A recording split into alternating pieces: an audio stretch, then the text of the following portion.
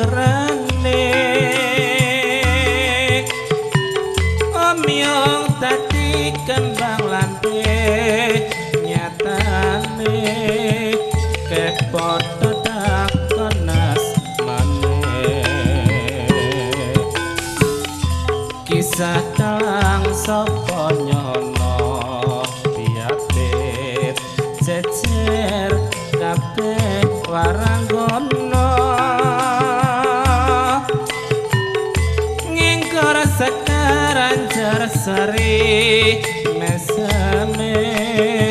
suarane andudut hati pipatihing sarang saka kelakon ngundang dalang sapa nyono markya tau ping putra rayong wulan antolan Joko Sulaya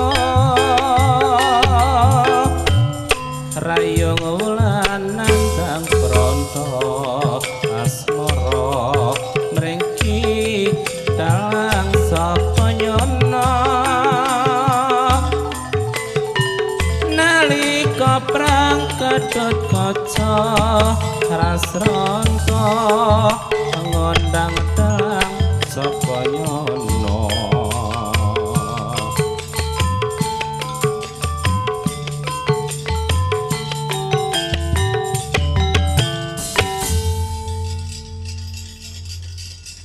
awan-awan kemulan kloso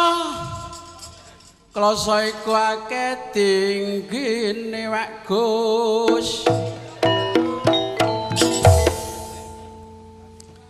prawan-prawan nguber Joko Joko iku akeh kisine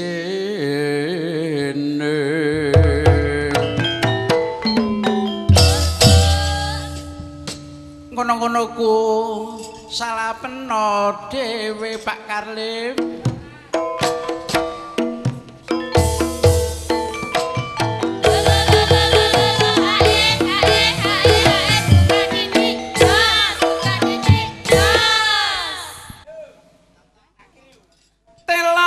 kedok meteng yen wis tuwa kok bermeten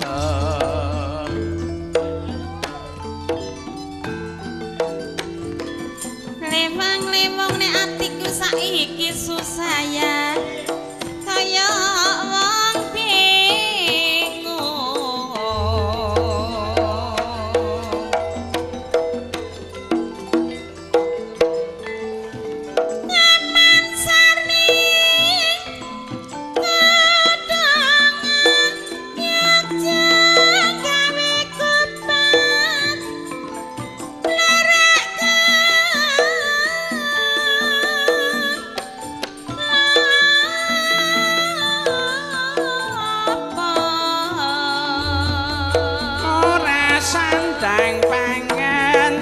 segar kowe rasan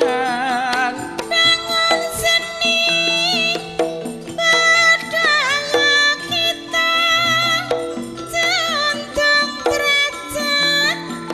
lak pancon sila